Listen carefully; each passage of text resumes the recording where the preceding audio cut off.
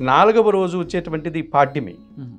అంటే మనకు ఈ ఆశ్వీజ మాసంలో అమావాస్య తర్వాత వచ్చేటువంటి పాడ్యమి. ఇది ఒక రకమైన సంధి దినంగా చెప్పుకోవచ్చు.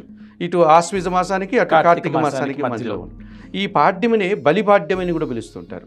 అంటే బలి చక్రవర్తి మహావిష్ణువు వామన అవతారంతో అతని పాతాళలోకానికి తొక్కేశాడని, అతను తిరిగి భూలోకానికి మళ్ళీ వచ్చాడని, అతను భూమి మీదకి తిరిగి వచ్చాడు కనుక బలిపాడ్యమి అని పిలుస్తూ ఉంటారు. నిజానికి గోవర్ధనగిరి పూజ చేసుకోవాలి ఈరోజు. ఎందుకంటే మనకు శ్రీకృష్ణ పరమాత్ముడు ఆ రేపల్ల వాసుల్ని గోవుల్ని రక్షించి గోవర్ధనగిరిని పైకి తీసి అందరినీ రక్షించినటువంటి సందర్భంగా గోవర్ధనగిరి పూజ చేసుకుంటున్నాం ఈరోజు, ఈ పాడ్యమి రోజు.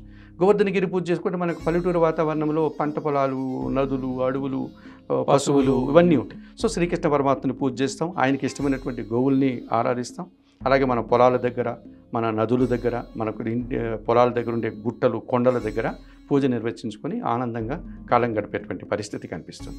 ఇంకొకటి ఏంటి, పాడ్యమి రోజుతోనే తెలుగు మాసం ప్రారంభమవుతుంది. ఎప్పుడు కూడా మనకు అమావాస్య అయిపోయిన తర్వాత పాడ్యం ఉంది కదా, ఆ పాడ్యం నుంచి తెలుగు మాసం మారిపోతుంది. సో కార్తీక మాసం ప్రారంభం ఈ పాడ్యం అయిపోయిన వెంటనే. సో కార్తీక మాసం ప్రారంభమైంది కనుక కార్తీక మాసం అంటే శివపార్వతులకు మనకు భేదం లేదు. బట్ ఎక్కువ శాతం మనం చేసేటువంటి శివ పూజలే కదా కార్తీక మాసంలో. కార్తీక మాసం స్నానాలు అవి చేస్తాం. సూర్యోదయానికి ముందే స్నానం చేస్తాము. తర్వాత ఇంటి ముంగిట గడపల ముందు దీపాలు, కార్తీక దీపాలు స్టార్ట్ చేస్తాము. కేదారి గౌరీ వ్రతం కూడా ఈరోజు చేసుకోవచ్చు. 4వ రోజు కార్తీక మాసం ప్రారంభమైంది. అయితే మేము వెంటనే కార్తీక మాసం రోజే చేసుకోవాలంటే చేసుకునే వాళ్ళు చేసుకోవచ్చు. లేకపోతే కార్తీక పౌర్ణమి ఉంది, ఆ రోజు చేసుకోవచ్చు. కేదారి గౌరీ వ్రతం చేసుకునేటువంటి వారు శివపార్వతుల వ్రతం అది చాలా మాంగళ్య బలాన్ని ఇచ్చేటువంటి అద్భుతమైనటువంటి వ్రతం అది. లక్ష్మీ పూజ అంతటి సమానమైనటువంటి వ్రతం కేదారి గౌరీ వ్రతం. ప్రతి సోమవారము మన కార్తీక మాసంలో సోమవారాలకి చాలా ప్రత్యేకమైనటువంటి మన ప్రాధాన్యత ఇస్తాం.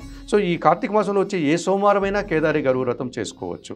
సో కేదారి గౌరీ వ్రతాన్ని చేసుకునే ఆనవాయితీ సాంప్రదాయం ఉన్న కుటుంబాల వాళ్ళు ఈరోజు చేసుకోవచ్చు. ఈ పాడ్యమి రోజు ఈ గోవర్ధనగిరి పూజ, పశువుల పూజ, పంట పొలాలకు సంబంధించిన పూజ, నదులు పూజ, అడవులకు పూజ చేసుకుంటూ ఆ రోజు సాయంత్రం కేదారి గౌరీ వ్రతం కూడా చేసుకోవచ్చు. ఇన్ని అద్భుతమైనటువంటి కార్యక్రమాలంతా కూడా మనము ఈ కార్తీక మాసంలో ప్రారంభము రోజున, అమావాస్య మరుసటి రోజున, ఈ 4వ రోజు పాడ్యమి రోజున మనం జరుపుకోవచ్చు.